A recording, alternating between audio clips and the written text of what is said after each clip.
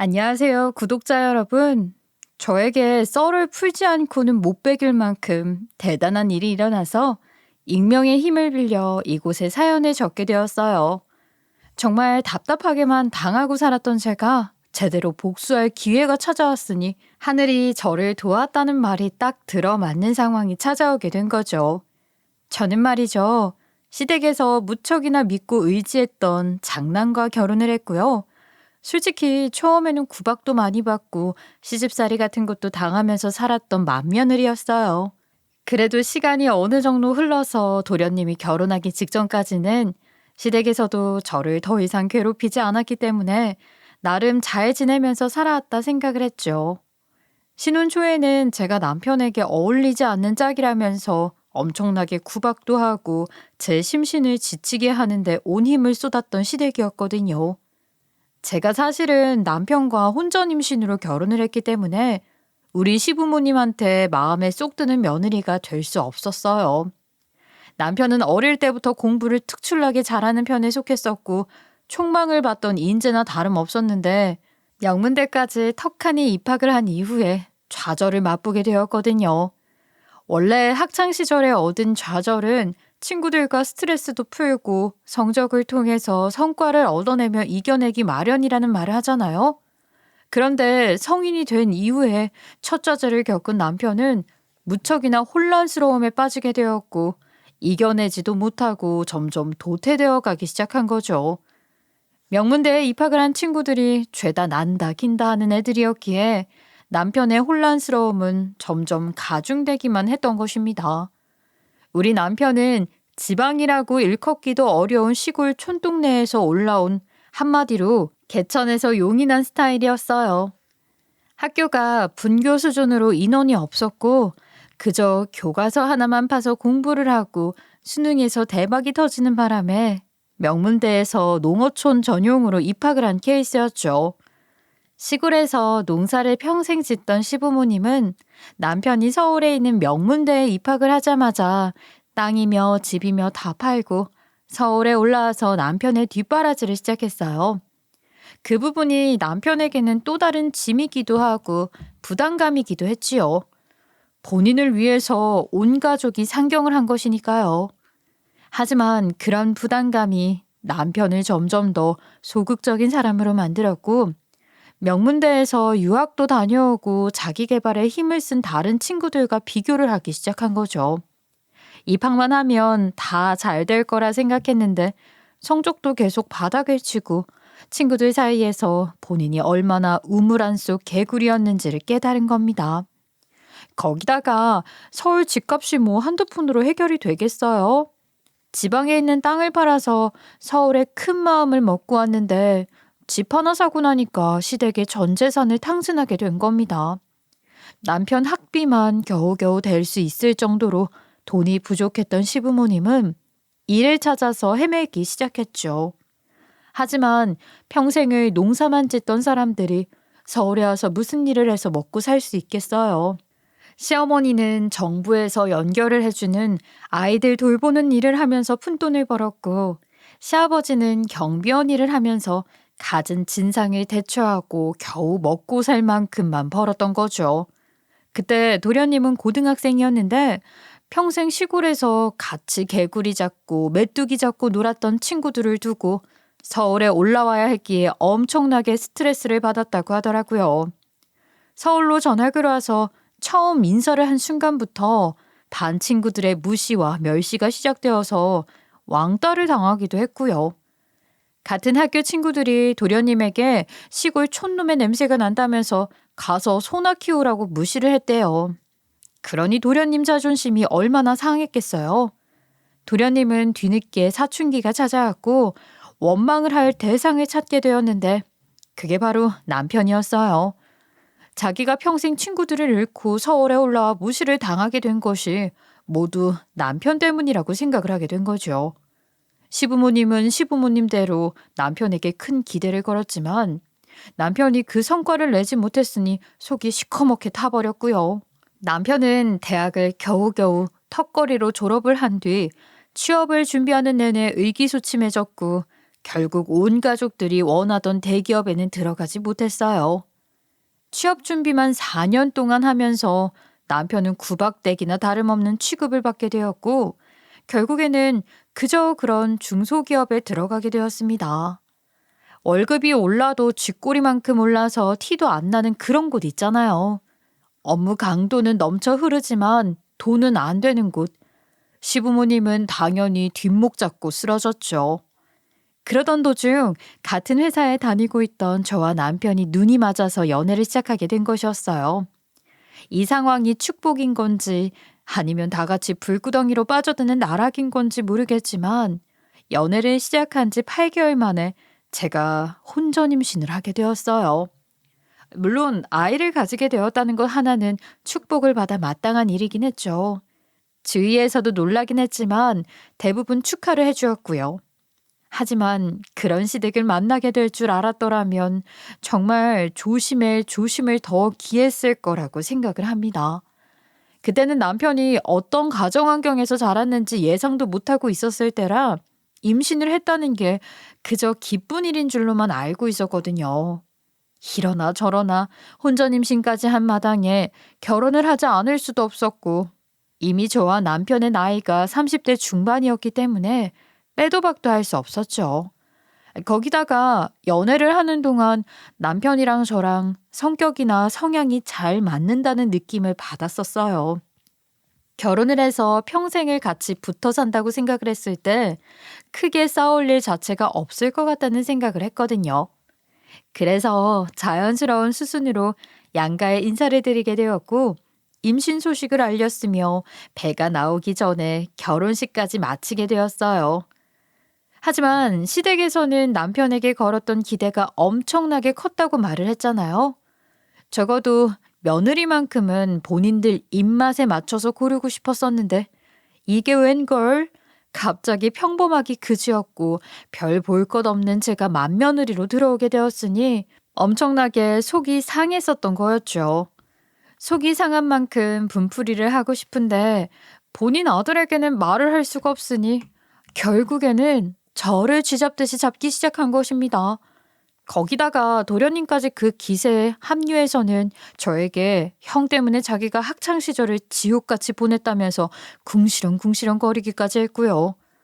우리 도련님이 솔직히 외적으로 봤을 때 특출나게 잘난 게 없거든요. 연애를 못하는 게 남편 때문은 아니라는 말을 하고 싶은 겁니다. 그런데도 불구하고 도련님은 자꾸만 자기가 잘난 거 하나 없는 인간이 된 것이 남편 때문이라는 이야기를 하더라고요. 제가 말입니다. 그 시골에서 계속 살았으면 더 좋은 성격을 가지게 됐을 거고요. 제가 그 동네에서는 주름 잡는 대장이었거든요. 당연히 인기도 따라왔을 텐데 형 때문에 갑자기 서울에 와서 적응하느라 완전히 소심해져서 여자친구 하나 못 사귀고 있잖아요. 도련님은 자기가 제대로 뭘 하나 해둔 것이 없는 주제에 모든 걸 남편 탓으로 돌리는데 한두 번은 안타까운 마음으로 들어주었지만 나중에는 저도 지치더라고요. 여자친구가 없는 것까지 남편 탓을 할 줄 누가 알았겠어요. 전 정말 귀에 피딱지가 않는 것 같은 느낌이 들었어요. 그런데 사실 저도 성격 자체가 대장부 같은 면모가 있어서 시댁 식구들에게 호락호락하게 당해주면서 살진 않았지요. 되바라질 정도로 드세게 굴진 않았지만 시어머니가 저의 길을 누르려고 할 때마다 쉽게 당해주지는 않았다는 뜻입니다.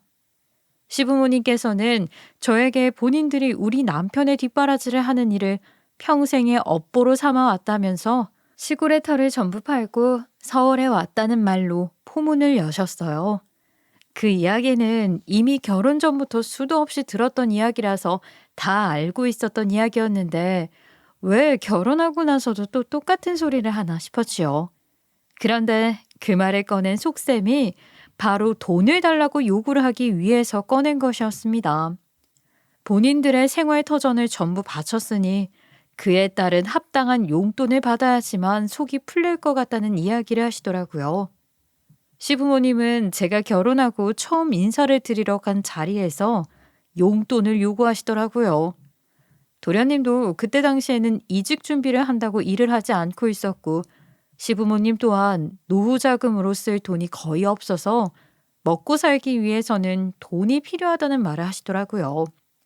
그 이야기를 듣는데 당연히 당황스럽지 않겠어요? 전혀 상상도 못했던 결말이 나왔으니까요. 우리가 아들 뒷바라지 한다고 쏟아부은 시간과 정성을 돈으로 환산하면은 억만금을 줘도 모자란다. 우리가 부모로서 이 정도 요구도 못하겠니? 하지만 저희도 신혼부부이고요. 대출금을 갚아야 할 것도 태산인데 용돈을 매달 드리는 것은 너무나도 부담되는 일이에요. 둘이 같이 벌어서 먹고 쓰는데 왜 돈이 부족하다는 거야? 니들은 애가 있어 뭐가 있어? 사치하는데 돈 쓸 생각하지 말고는 용돈을 다오. 저희가 무슨 사치를 한다고 그러세요? 나가서 외식 한번 하지 않고 살고 있는데. 저희도 노후 대비를 해야 하고 벌 수 있을 때 돈 모아야죠. 하지만 제가 그렇게 대놓고 용돈을 드리기 어렵다고 말을 했어도 시댁에서는 우리 부부에게 당연히 받아야 할 돈이 있는 사람처럼 굴더라고요. 누가 보면 저희가 시댁에서 엄청난 도움을 받아서 결혼을 한 것처럼 말이에요. 저희 부부가 결혼할 때 저희 측으로 들어온 축의금도 시댁에서 전부 가져갔는데 무슨 용돈까지 달라는 소리를 할 수 있냔 말입니다. 저희 살림살이 구할 때도 돈 한 푼 지원 안 해주셨고 선물로 공기청정기 하나 사준 적 없는 시댁이었어요. 아니요, 사주는 건 바라지도 않았는데 그것보다 더한 요구를 하셨었죠. 저희가 혼수를 사러 가는데 따라와서는 옆에서 궁시렁궁시렁 거리면서 한마디씩 보태시더라고요. 아니, 가전이 왜 이렇게 비싸냐? 그냥 중고로 사도 10년은 거뜬하게 사겠더만. 아이고, 요즘 TV는 화면도 시원시원하게 잘 나오네. 우리 집 TV는 낡고 오래돼서 저런 화질이 안 나오던데. 우리 집 TV도 바꿔야 하는데. 아이고, 나도 새 TV 가지고 싶다. 그 말인즉슨 저희가 혼수를 살 때 시댁에 놓을 TV도 하나 사달라는 소리 아니겠어요? 저는 너무나도 황당했죠. 보통은 혼수 살 때 따라와서 작은 거 하나라도 결제해주고 가는 게 정석 아닌가요? 저는 저에게 선물 하나 정도는 해주실 거라 생각했어요. 하지만 TV를 바꿔달라고 하시니 기가 막혀서 말이 나오지가 않더라고요. 그래서 저도 뭐 눈치 없는 사람처럼 웃으면서 대꾸했죠. TV는 나중에 도련님이 이직하시면 취업턱으로 받으시면 되겠네요. 도련님은 결혼도 안 했고 사치도 안 부리시니까 그 정도는 충분히 가능하시잖아요. 제가 웃으면서 이야기를 하니까 시어머니고 도련님이고 얼굴이 썩어 들어가는데 말 한마디로 1타 2피를 해냈으니 속은 시원했죠. 물론 모든 일에 있어서 이렇게 사이다스러운 일만 가득했다면 제가 굳이 익명으로 이곳을 찾아와 썰을 풀고 있지 않겠죠. 저희가 결혼을 하고 딱 3개월이 지났을 때 시부모랑 도련님이 연락도 없이 집을 다짜고짜 찾아서는 핀잔을 주시더라고요. 너네는 어떻게 된 게? 결혼한 지 3개월이나 지났는데 시댁 식구들한테 집들이 한 번을 안 할 수가 있냐? 물론 저희가 결혼한 지 3개월이라는 시간이 훌쩍 흐르긴 했지만 제가 임신 중이기도 했고 육아휴직을 준비하면서 인수인계하느라 바빠서 집도 제대로 정리하지 못했거든요. 게다가 앞으로 평생 살 집인데 정리를 다 끝마친 뒤에 깨끗한 모습으로 자랑하고 싶은 마음도 있었고요. 어련히 알아서 집들이랑 다 할 생각이었는데 다짜고짜 현관문 벨부터 눌러다니까 제 기분이 좋을 리가 있겠어요? 남편이 집 정리하는 걸 제대로 도와주기만 했더라면 징직 끝이 났었겠지만 연애할 때는 몰랐던 모습이 결혼하고 나니까 마구마구 보이더라고요. 우리 남편은 집에서 손 하나 까딱하는 걸 싫어하는 게으름의 표본 같은 사람이었습니다. 제가 잔소리라도 할라 치면 세상에 좌절감을 제대로 맛본 적이 없어서 본인의 무기력함을 제가 이해하지 못하는 거라고 변명을 하더라고요. 사람을 그렇게 우울하게 만들어 집어삼킬 만큼 대학을 다니던 시절이 지옥 같았나 싶었는데 사실 그것도 아니었어요. 성적만 바닥을 쳤지 대학 동기들이랑 연락도 꾸준히 하고 술도 마시러 다니는 사람이 집에서만큼은 그걸 방어 기제로 삼고 게으름을 피우더라고요. 연애할 때는 좋은 것만 보고 지냈으니 모르고 있었다가 결혼하고 24시간 붙어 있으니까 보지 못했던 게 보이기 시작하는 거죠. 사람이 저렇게 게으를 수가 있나 싶을 정도로 퇴근하고 집에만 들어오면 소파에 붙박이처럼 누워서 꼼짝을 안 했거든요. 애까지 가진 제가 무거운 걸 일일이 옮길 수도 없었고 남편에게 부탁해봐야 주말에 할게 하면서 미루고 집이 아직 어수선하긴 했지요. 안방을 제외하고는 짐이 널브러져 있다고 말을 해도 과언이 아니었어요. 당연히 저는 예고도 없이 찾아온 시댁 식구들 때문에 정신이 흔들려서 냉장고부터 살펴봤는데 글쎄 먹을 만한 음식이 하나도 없더라고요. 미리 말이라도 하고 찾아오셨으면 부랴부랴 장이라도 봤을 텐데 갑자기 이렇게 현관문 벨을 누르는데 어떤 수로 먹을 걸 미리 준비하겠어요. 밖에 나가서 식사를 하는 게 좋겠다는 생각이 들어서 남편이랑 옷을 꺼내 입었더니 왜 옷을 입냐고 물어보시더라고요. 집에 먹을 게 없어서 나가서 드시는 게 좋을 것 같아서요. 그게 무슨 소리냐? 응? 내가 이 집에 왜 찾아왔는데? 우리 며느리 음식 솜씨 좀 보자. 우리 아들이 살이 금방 빠지는 체질이라서 이 식단을 잘 챙겨줘야 해. 바깥이라는 사람이 당연히 힘을 쓰려면 밥을 잘 먹고 다녀야 하지 않겠니? 한국인은 밥심이라는 말도 있잖아. 우리 며느리 요리 실력이 궁금하니까 밥이나 얼른 해서 내와라. 그 말이 어이가 없는 게 저는 뭐 집에서 놀고 먹는 잉여인간인가요? 저도 나가서 바깥 일을 하는 사람인데 말이죠. 남편과 맞벌이로 일을 하고 있고 저는 임신까지 한 몸인데도 불구하고 왜 집안일까지 당연히 제 몫으로 책임이 오는지 이해가 안 가더라고요. 제가 남편의 옆구리를 찌르며 째려보면서 어디 맛집이라도 검색해보라고 이야기를 했죠. 저희 부부가 하루에 저녁 한 끼만 먹고 있어서 냉장고에 마땅한 재료가 없어요, 어머님. 그냥 밖에서 나가서 사 드시는 게 좋을 것 같아요. 이 근처에 알아보니까 고깃집 괜찮은 거 있다고 하는데 거기 가서 드시죠. 말이 끝나기 무섭게 시어머니가 저를 노려보면서 버럭하시더라고요. 언제 시댁 식구들이 방문할지도 모르는데 아무 때나 와도 진수성찬을 내올 수 있을 만큼은 냉장고에 들어있어야 하는 거 아니냐? 우리 아들이 얼마나 귀한 아들인데 먹을 거 하나 제대로 갖춰두지를 않아. 당장 밥 해와. 나가서 사 먹긴 뭘 사 먹어? 아주 돈이 썩어나지. 밥솥 크기만 따져봐도 3, 4인용인데요. 지금 집에 있는 사람 수를 따져보니까 성인만 5명이더라고요. 밥을 2번이나 나눠서 하자니 귀찮고 한 번만 하자니 모자랄 것 같았고 무엇보다 뭔가 음식을 할 만한 재료가 마땅치 않은데 어떻게 밥을 차리나요? 게다가 이미 저녁 시간에 도착을 했는데 언제 준비해서 먹고 언제 시댁 식구들을 집에 보낸단 말입니까? 주말도 아니고 평일에 찾아와서는 이런 강짜를 부리는 게 너무나도 경우 없는 짓이라는 생각이 들었어요. 제가 집에서 밥만 하면서 지내는 사람도 아니고 한숨이 절로 나오더라고요. 그래서 저도 홧김에 그냥 배달 어플을 켜서 음식을 배달시켰습니다. 30분 후에 배달 음식이 도착을 했고 제가 식탁에다가 배달 음식을 용기채로 올려두니까 시어머니 얼굴이 아주 벌겋게 달아오르더라고요. 이게 뭐야? 지금 배달 음식 먹자고 시킨 거야? 아이고, 내가 정말 속이 터져나갈 것 같구나. 응, 우리 아들에게 이딴 매일 배달 음식을 먹이는 거야? 내가 이런 음식 먹자고 여기까지 찾아온 줄 알아? 우리 아들이 잘 먹어야 한다고 그렇게 말을 했는데 내 말을 아주 기둥으로 들어. 저는 이러나 저러나 시어머니가 저에게 화를 내도 아랑곳하지 않고 배달 음식을 뜯어서 먹고 있었죠.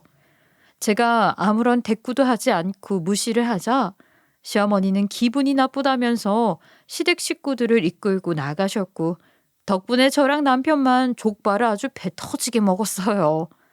머리에 든 게 없는 건지 눈치가 없는 건지 우리 남편은 족발이 맛있다면서 뼈까지 들고 씹어 먹더라고요.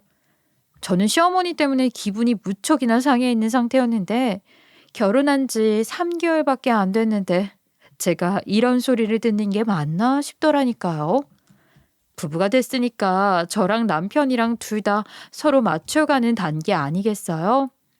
전 그때 남편의 입맛이 어떤지 제대로 알지 못했거든요.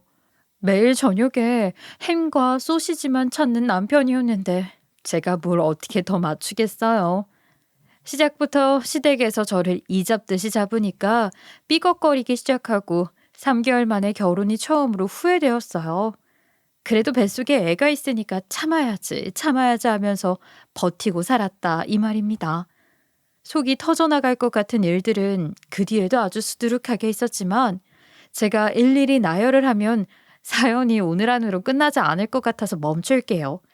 저는 버티고 출산을 했고 제가 만삭일 때쯤에 도련님이 갑자기 결혼을 하게 되었어요. 정말 2달 만에 결혼까지 하게 된 도련님을 보면서 확실히 자기 짝이라는 게 다 있는 건가 하는 생각을 했다니까요. 그것도 혼전 임신을 한 것도 아니고 결혼이 급할 나이도 아니었는데 만난 지 2달 만에 결혼을 약속하고 스몰 웨딩인지 뭔지 뚝딱 결정해서 결혼식을 올렸으니 당황스러웠죠. 우리 도련님이 군뱅이도 구르는 재주가 있다고 이직의 대성공을 맛보고 연봉도 이전 회사에 비하면 엄청나게 오른 거죠.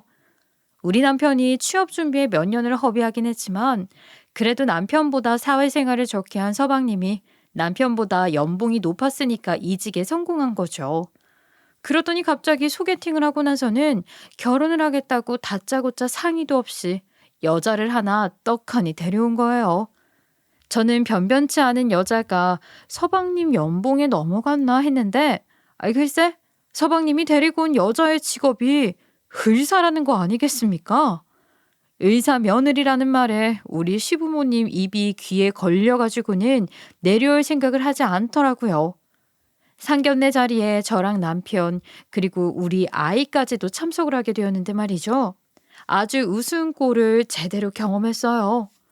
저한테는 콧대를 한없이 세우면서 제가 마음에 안 든다는 말을 대놓고 하던 시부모가 제 상견례 때랑은 다르게 저자세로 고개를 숙이면서 네네 하고 있는 거예요. 예비 동선의 집에서 무리한 요구를 하는데도 좋다고 알겠다고 대답을 하는 걸 보면서 기가 막혔죠. 사람 차별을 이렇게 할 수 있나 싶었거든요. 머리를 하도 숙이고 있길래 저는 땅에다가 머리를 박기라도 할 건가 싶은 마음까지 들었어요. 그렇게 당당하게 굴던 시댁에서 너무 수그리고 나오니까 제 얼굴이 더 화끈거리는 것 같고 오히려 동선에 눈치가 보이더라고요. 그래서 그런 건지 모르겠는데 제 속이 막 뒤틀리는 것 같으면서 맛있는 음식이 제 눈앞에 있는데도 속이 울렁울렁 뒤집히는 것 같더라고요.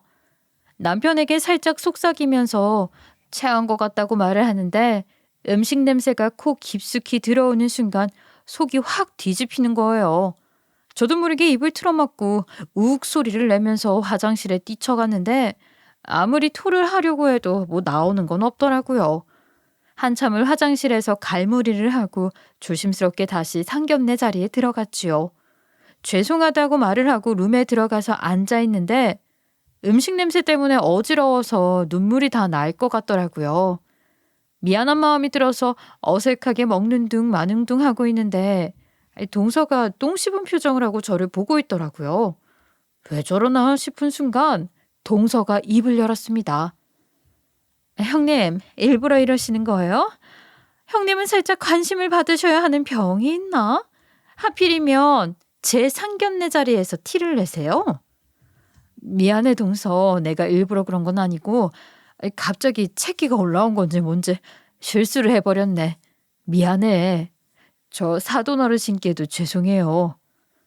얘는 이렇게 좋은 자리에서 더럽게 헛구역질은 하고 말이야. 정말 못 배운 티를 내는 건지 뭔지.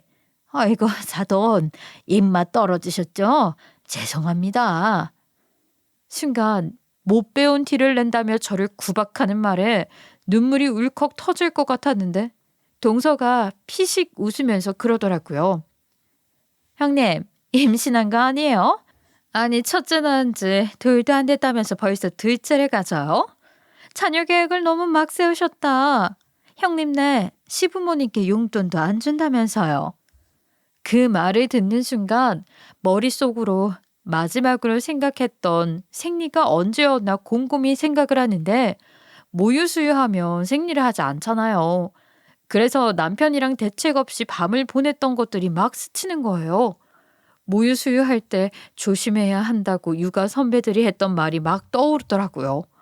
남편이 옆에서 눈을 크게 뜨면서 저에게 진짜로 임신한 거 아니냐고 물어보는데 머릿속이 하얗게 변해서 아무런 대꾸도 못하겠더라고요. 그날 상견례 자리가 끝나자마자 집으로 돌아와서 임신 테스트기를 했는데 결과는 임신이더라고요. 두 줄이 선명하게 뜨는데 말문이 막혔죠. 첫째 아이도 예상치 못하게 가지게 되었는데 둘째까지도 계획 없이 임신을 하게 되는 바람에 정말로 인생이 막막하게 느껴졌어요. 산부인과에 가서 초음파까지 확인하고 임신이 맞다는 이야기를 듣고 나자 저는 양가에 전화를 해서 알렸지요. 이걸 축하해줘야 하는 건지 뭔지. 아니 넌 참 애가 임신도 잘 된다. 어쩜 이렇게 계획 없이 애를 둘이나 낳니? 너네 형편에 말이나 되는 소리야? 아파트 대출금 갚는다고 아이 우리한테 용돈 한 푼 못 준다고 하더니 애 둘을 어찌나 키우겠다고. 그러면서 혀를 끌끌 차는데 친정이랑은 너무나도 반대되는 분위기로 말을 해서 속이 좀 상했습니다. 동서에게도 연락을 해서 임신이 맞았다고 그날은 너무 미안했다고 말을 전했는데 동서가 그러더라고요. 저는 형님이 당연히 임신한 거 아시는 줄 알았는데요. 그날도 그래서 일부러 티나게 행동하신 거 아니에요. 제가 주인공이어야 하는 자리였는데 말이죠. 형님이 임신한 거 티내는 바람에 형님이 결국 주인공이 됐잖아요. 아무튼 뭐 임신 축하드려요. 그리고 전화를 싸가지 없게 뚝 끊어버리는데 의사랍시고 너무 유세를 떠는 건 아닌가 싶더라고요. 아무튼 서방님도 결혼을 하게 되었고 저도 임신을 하게 되었으니 겹경사라고 생각하면 겹경사인데 전 막상 축하를 별로 받지 못했어요. 제가 임신을 한 지 8개월 차가 되었을 때 동선에는 호화스럽게 결혼을 하게 되었죠. 스몰 웨딩이라는 게 돈이 어마어마하게 들더라고요. 의사 며느리를 얻는다면서 시댁에서 저희한테 해주지 않았던 호화스러운 꽃장식까지 해주시면서 가까운 지인들만 불러 모아 스몰 웨딩을 해주었어요. 그것도 시댁에서는 온 동네방네에 자랑하고 싶어서 크게 하자고 했었는데 동서가 싫다면서 스몰 웨딩을 고집해서 하게 된 것이었지요. 저희가 결혼할 때는 알아서 준비를 하라고 하시면서 관심도 주지 않으셨던 분들이 그러니까 너무나도 서운하더라고요. 물론 제가 임신 중이었으니까 호르몬의 영향으로 인해서 서운함을 더욱 크게 느꼈을지도 모르겠지만 말입니다.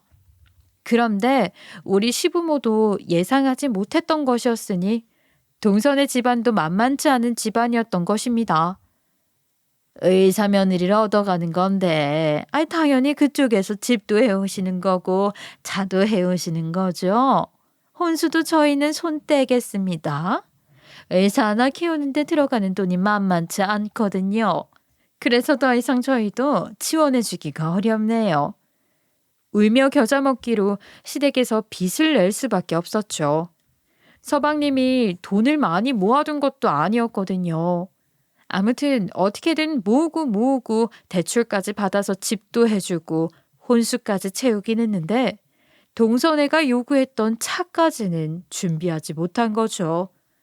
그런데 글쎄 그걸 가지고 온갖 꼬투리를 잡으면서 서방님한테 핀잔해줬다고 하더라고요. 시댁에서는 차 못 해준 게 억울하다 말이 많았죠. 서방님한테 글쎄 보통 열쇠 3개는 들고 오는 거다. 집 열쇠, 차키, 병원 열쇠 이러면서 구박을 했다고 하는데 시댁에서 가슴을 펑펑 치대요. 그러면서도 동선의 집에는 말 한마디 못하고 그렇게 억척같이 굴던 시부모가 예, 죄송합니다 하고 있는 걸 보니까 어이가 더 없더라고요. 물론 고소한 마음도 조금 있긴 했지만 그 불똥이 저한테 튀기도 했으니까 싫은 마음이 더 컸죠. 아무튼 서방님도 결혼을 했겠다. 시부모님은 저희 부부에게 이제 더 이상 걱정거리도 없으니까 본인들이 대출금 갚는 거에 용돈 좀 보태라는 식으로 말을 했어요. 물론 저는 들은 척도 안 했죠.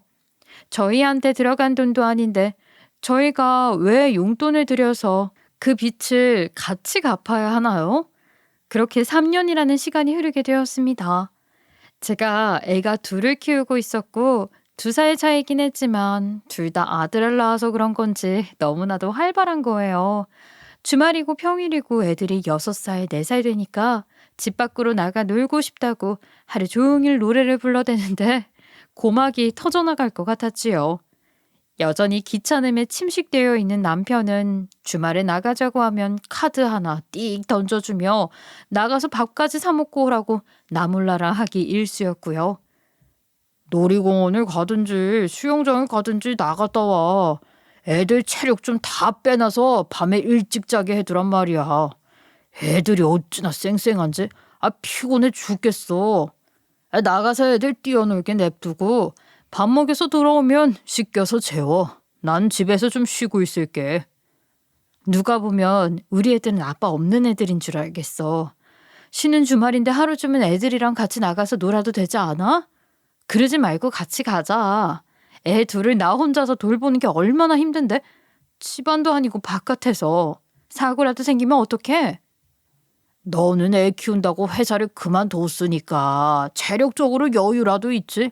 나는 평일 내내 일하고 와서 너무 피곤해서 움직일 수가 없다고. 저는 그 말이 너무나도 불쾌하고 속이 상했지만 남편에게도 뭐 하루쯤은 여유 있게 쉬는 날이 필요하겠구나 싶어서 애들을 끌고 나가게 됐죠. 거의 매주 주말을 아이들과 셋이서만 보내다 보니까 저도 체력적으로 힘이 들더라고요. 이제 나이도 있으니까요. 한 가지 다행인 건 제가 처녀적에 면허를 따자마자 마티즈라는 경차를 중고로 구매했었거든요. 차가 있어서 이동하는 것만큼은 편했죠. 애 둘을 끌고 짐까지 바리바리 싸서 다니다 보니까 아무래도 경차라서 좁게 느껴지긴 했지만 망아지 둘을 데리고 대중교통을 타진 않아도 돼서 다행이었어요. 둘째가 아직 유모차 타는 걸 좋아해서 꼭 차에 유모차를 싣고 다녀야만 했거든요. 한 번은 남편이 회사 일로 출장을 가게 되었는데 애들을 데리고 혼자 집에서 지지고 볶고 하자니 너무 힘들어서 친정 부모님 찬스를 쓰기로 마음을 먹었죠. 친정에서도 때마침 손주들 보고 싶다고 어서 오라고 말을 해주시는 덕분에 애들을 다 데리고 짐까지 싸서 친정으로 향했습니다. 하루 친정에서 자고 다음날 집에 오려고 차에 시동을 딱 걸었는데 정말 말도 안 되게 제 차가 푸시식 소리를 내더니 퍼지고 말았습니다. 급하게 긴급 출동 서비스를 부르고 친정아버지와 함께 정비소에 가서 대충 고쳐서 쓰려고 하고 있는데 정비소에서 그러더라고요. 아유, 차가 연식도 엄청 오래되고 주행거리도 엄청나네요. 이 정도면 그냥 보내주시고 새 차를 구매하시는 게 낫겠어요. 보아하니 애들도 데우고 다니신 것 같은데 사고라도 나면 큰일이잖아요. 친정 아버지께서 그 이야기를 듣더니 무척이나 신경이 쓰이셨나 보더라고요. 아니 너는 왜 그 옛날에 면허 따자마자 산 차를 아직도 타고 다니냐? 차 한 대 살 돈이 없어서 그래? 아이 하긴 너도 회사를 그만뒀으니 힘에 부치겠지. 이 차도 엄청나게 오래된 차인데 이참에 내가 새 차 한 대 뽑아줄 테니까 차 바꿔라. 아이 아빠가 무슨 돈이 있어서 차를 바꿔준다고 그래. 아이 됐어. 조금만 더 타다가 나중에 완전히 망가지면 그때 바꿔도 안 늦어. 아빠 말 들어. 내가 뭐 너 걱정돼서 그러냐? 우리 귀한 손주들 몸에 상처라도 나게 될까봐 걱정돼서 그렇지. 잔말 말고 바꿔. 결국 친정아버지께서 고집을 부리시는 바람에 저는 겸연쩍게 감사 인사를 드려야 했고 아빠는 새 차를 잘 골라서 사주시겠다면서 신이 나셨더라고요. 차를 계약했다고 하시면서 3개월을 기다리라고 하시는데 그 3개월 동안 어떤 차를 받게 될까 두근거려서 잠도 못 잤어요. 당연히 남편에게도 자랑을 했는데 뭐 그래봐야 소형차 아니겠냐면서 시큰둥하게 반응을 하더라고요. 그런데 아버지께서 너무나도 과분하게 제네시스를 뽑아주신 게 아니겠어요. 전 너무 놀라서 과분해도 너무 과분한 것을 받았다고 죄송스러운 마음을 전했지요. 아, 이 차는 아빠가 타고 난 그냥 중고로 중형차 정도만 해줘도 되는데 차 바꿔서 탈까요, 우리? 됐다. 아니, 내가 그만 먹고 뽑은 차인데 우리 딸이 타고 다녀야지. 애 둘을 태우고 다니면서 그 많은 짐을 싣고 다니는데 중형차도 작을지 모른다. 아니, 사고가 난다고 했을 때도 대형차를 타는 게 훨씬 덜 다치고 안전한 법이야. 시집을 갔다는 핑계로 몇 년 동안 친정에는 제대로 신경도 못 썼는데 여전히 우리 딸 하면서 저를 최고로 챙겨주시는 부모님께 눈물이 날 정도로 감사했죠. 제네시스가 주차장에 세워진 것을 보고 남편도 너무 놀라서 입을 떡 벌리고 구경을 하는데 괜시리 어깨가 치솟더라고요. 그런데 웃기게도 철없는 우리 남편은 친정아버지가 차를 뽑아주자마자 자꾸 시댁에 가자고 조르더라고요. 왜 그러냐고 했더니 시댁에 자랑을 하고 싶다는 겁니다. 장인이 왜 이 차를 뽑아줬겠어? 우리 집에 자랑하라고 뽑아주신 거지. 사위가 이만큼 사랑받고 있다. 뭐 이런 걸 보여주라는 뜻 아니겠어. 그게 당신이 이뻐서 뽑아준 차겠어? 우리 애들 안전하게 태우고 다니라고 사주신 차지. 그걸 왜 시댁에 자랑을 해? 하지만 남편은 계속해서 저를 꼬셔댔고 저는 못 이기는 척 시댁에 으스댈 겸 차를 끌고 시댁을 향했습니다. 사실 겉으로는 시댁에 굳이 알릴 필요가 뭐가 있냐, 타다 보면 알게 되지 않겠냐 하면서도 우리 친정에서 이 정도로 잘해준다고 자랑하고 싶은 마음도 들었거든요. 아무튼 남편이 박박 우겨서 시댁에 갔는데 그날 하필이면 동선에도 시댁에 왔더라고요. 그런데 시부모가 사는 빌라 앞에 처음 보는 새 차가 떡하니 놓여 있으니까 동서가 물어보더라고요. 형님, 오늘 택시 타고 오셨어요? 그 마티즈 그거 엄청 오래된 차처럼 보이던데 드디어 망가졌나 봐. 저를 깔보듯이 이야기를 하길래 저도 한껏 의기양양하게 동서에게 대꾸를 했지요. 아니, 우리 부모님께서 안쓰러우셨는지 새 차라는데 떡하니 뽑아주셨지 뭐야. 고급 세단으로 말이야. 빌라 앞에 있던 차 봤지? 아이, 그러면 그 주차장 앞에 있던 까만색 차가 네 차란 말이냐? 새로 뽑은 차라고? 아니, 사돈이 무슨 돈이 있어서 새 차를 떡하니 뽑아주셨단 말이냐? 아니, 그리고 너는 끽해봐야 애들 데리고 놀러 다니는 게 끝이면서 아이, 그렇게 비싸고 좋은 차가 왜 필요하니? 어머니, 저희 아버지께서요, 애들 데리고 다니면서 사고라도 나면 큰일 나니까 크고 좋은 차를 타야 한다고 하시더라고요. 마티즈가 오래되기도 했고요. 이제 곧 폐차시키려고 준비 중인데 정든 차라 떠나보내기 아쉽더라고요. 아니, 집에서 노는 주제에 그 차가 왜 필요하냐 이 말이지. 내가 안 그래도 우리 둘째 며느리한테 마음에 빛이 있었다. 잼만 해줘서 아쉬웠는데 아이, 잘 됐다. 보니까 그 마티즈인가 뭔가 그거는 5년은 더 타겠던데 돈 모아서 5년 뒤에 새 차 사고 지금 그 차는 의사인 둘째 주자. 네? 아니, 이게 무슨 귀신 씨나라 까먹는 소리예요, 어머님. 저희 친정아버지께서 저 타라고 사준 차를 왜 동서한테 줘요? 아이, 혹시 아냐? 사람 이름 모르는 거다. 니네 부모님이 아플 때 우리 둘째 며느리가 도움을 줄지 어떻게 알아? 지금 점수 딴다고 생각하고 차 바꿔줘라. 안 그래도 우리 부모님도 차 한 대도 못 받았다고 서운해했었어요. 제가 의사씩이나 되는데 차 정도는 해주셔야죠. 마침 형님이 주시면 딱이겠네.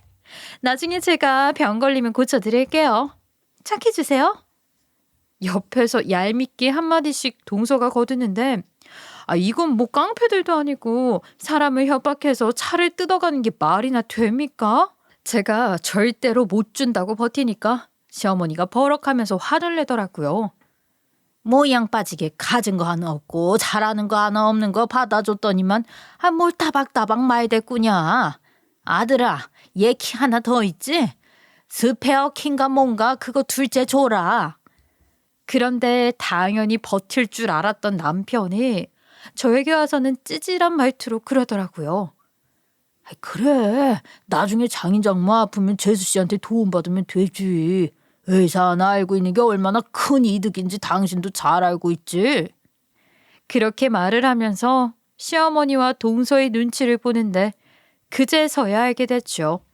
새 차를 빼앗으려고 다들 한통속이 되어서 저에게 차를 끌고 시댁으로 오게 만든 것이었어요. 저는 죽어도 못 준다고 버티면서 남편이 가지고 있는 스페어 키를 빼앗으려고 들었더니 남편이 혀를 끌끌 차면서 그러더라고요. 사람이 그렇게 소갈머리 어깨 굴면 안 되는 거야. 베풀고 사는 삶이라는 말 몰라? 다 복이 되어서 돌아온다니까? 나중에 우리 아프기라도 해봐. 재수 씨가 알아서 척척 다 해줄 거 아니냐고. 오래오래 살아야지. 그러면서 보란 듯이 스페어 키를 동서에게 주는데 저는 억울하게 차를 눈앞에서 강탈당해 버렸고 동서는 가뜩이나 차가 필요했다면서 차가 한 대뿐이라 불편했다고 하더라고요. 그런데 동서네 집이 동서가 일하고 있는 병원 바로 옆이었거든요. 걸어서도 충분히 출퇴근이 가능한데 왜 차가 필요한가 의문이 들었죠. 그 뒤로 저는 한동안 친정에도 갈 수가 없었어요.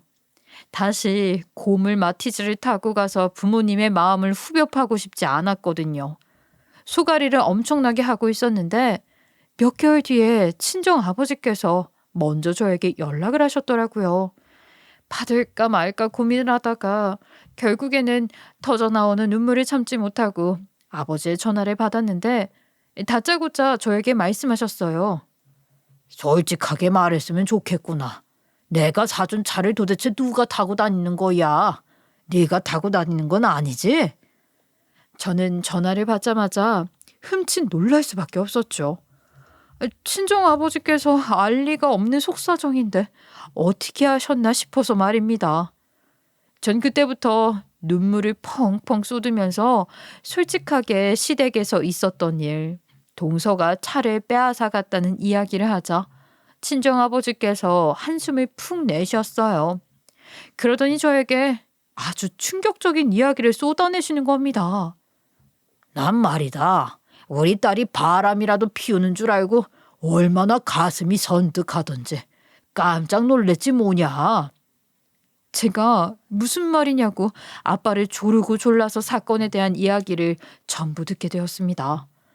엄마와 아빠가 병원에 검진을 받으러 가게 되었는데 병원 건물 앞에 떡하니 아빠가 사준 제 차가 있더랍니다.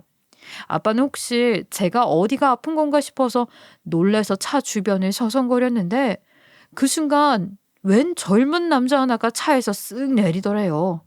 생전 처음 보는 남자라서 놀래서 두리번거렸는데 아무리 봐도 차 번호가 아빠가 사준 제 차 번호랑 똑같더라는 겁니다. 부모님께서는 젊은 남자가 차를 향해서 손키스를 날리는 것을 보고는 너무나도 놀라서 제가 바람을 피우는 줄로만 알고 가슴을 졸이고 계셨대요. 차에 썬팅이 진해서 누가 타고 있는지 보이지 않은 상태라 동서가 운전을 하고 있다는 것을 눈치채지는 못하고 꼼짝없이 딸이 바람을 피우는 줄 알았던 거죠. 몇 개월 동안 말을 할까 말까 고민을 하다가 결국에는 속이 타는 마음에 저에게 전화를 거신 것이었어요. 저는 그 이야기를 듣는 내내 머리를 맞은 것 같았지요. 동서가 바람을 피우는 게 확실하다는 생각을 지울 수가 없었거든요. 그런데 증거를 어떻게 잡아야 하나? 차를 티나게 미행할 수도 없고 끙끙 앓으며 고민을 하고 있었는데 그 순간 불현듯 기가 막힌 것이 떠올랐어요. 요즘 차량 블랙박스는 휴대폰으로 실시간 연동이 가능하다는 것을 기억해낸 거죠. 어플과 연동만 해두면 블랙박스 영상을 휴대폰에서도 확인이 가능한 걸 왜 생각하지 못했을까요?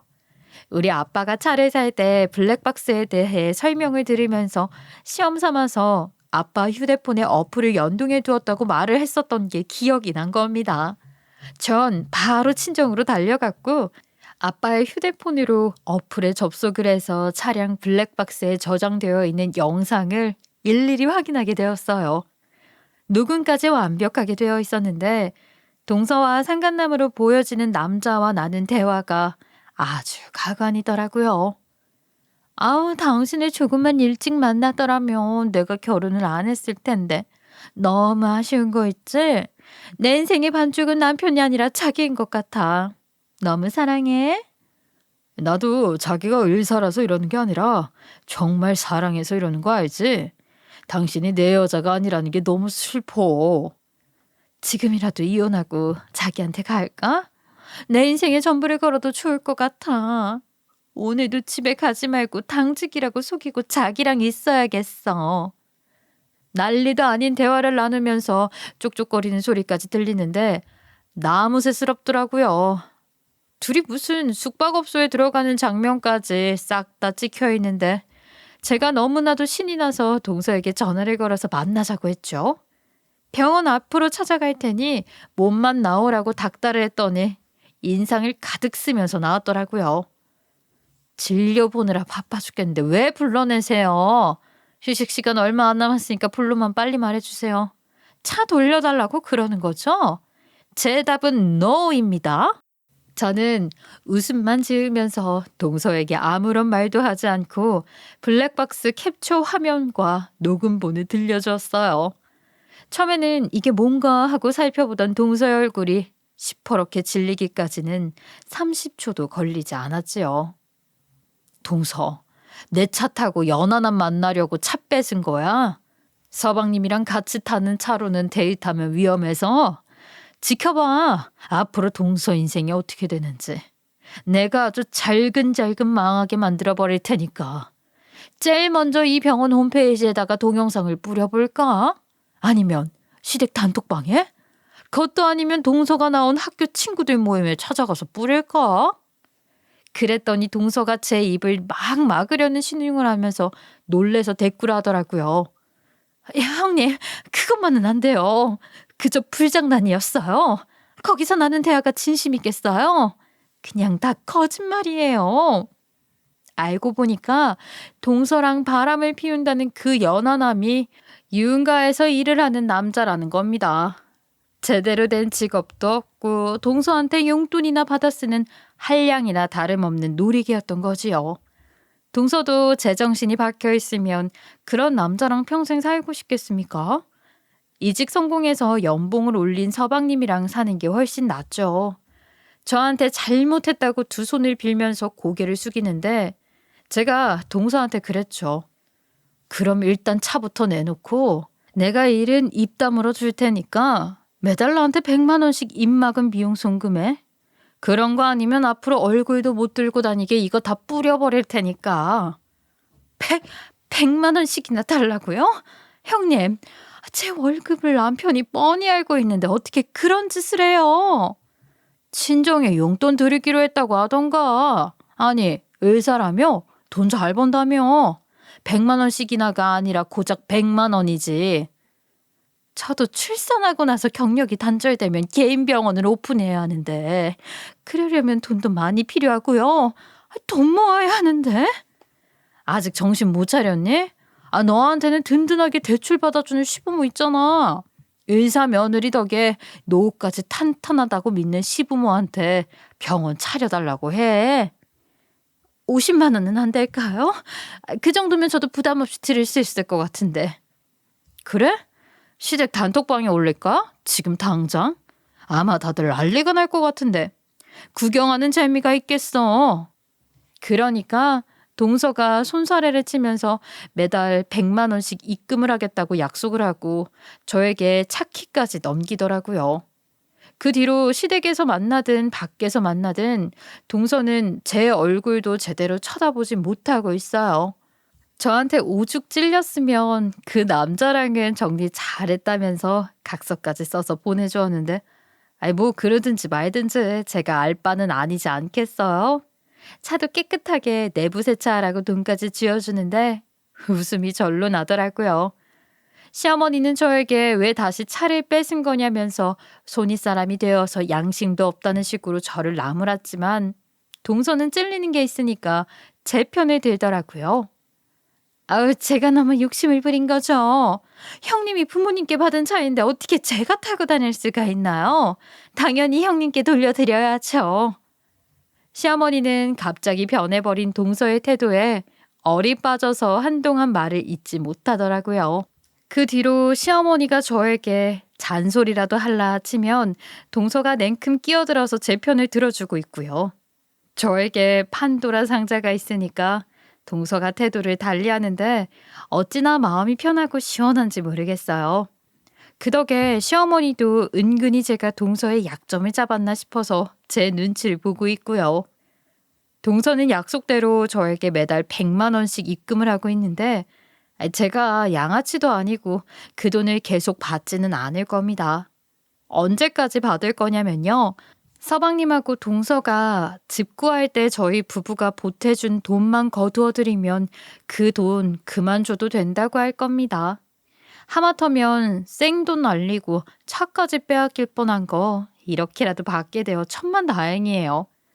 저는 그 돈 잘 모아서 애들 교육시키는 데 사용하려고 합니다. 앞으로도 계속 이 평화가 유지되길 바라면서 저는 이만 물러가겠습니다. 여러분들도 저처럼 말 안 통하고 무식한 인간들에게는 똑같이 무식한 방법으로 되갚아 주시길 바라며 주변에 그런 사람이 있으면 당장이라도 연 끊으시길 바랍니다. 늘 평안하시고 건강하세요. 부족한 제 이야기 들어주셔서 감사합니다.